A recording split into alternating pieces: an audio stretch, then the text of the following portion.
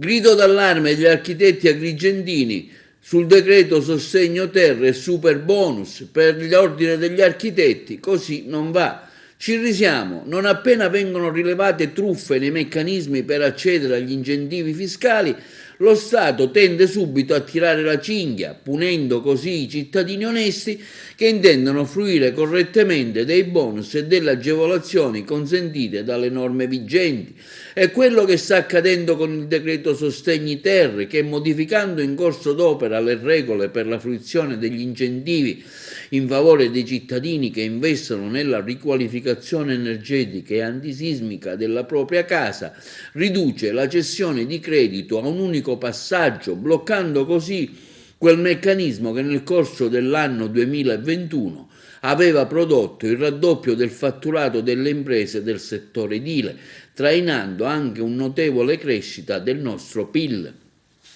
Riteniamo che sia sbagliato in questo modo di intervenire, afferma il presidente dell'Ordine degli Architetti di Agrigento, Rino Lamendola. Le continue inversioni di tendenza alimentate da una frenetica emanazione di norme in materia rischiano di destabilizzare gli investimenti in riqualificazione energetica e antisismica del nostro patrimonio edilizio. Al fine di bloccare le frodi basterebbe intensificare a monte i controlli sui vari passaggi della cessione del credito e inasprire le sanzioni a carico dei trasgressori, evitando così di bloccare chi opera onestamente, nella consapevolezza che professionisti, le imprese e più in generale i cittadini, per investire in lavori di riqualificazione della propria casa hanno bisogno di regole certe e stabili, conclude il presidente degli architetti Rino Lamendola. Lanciamo quindi un appello al governo Draghi affinché venga varato un provvedimento correttivo al decreto sostegni ter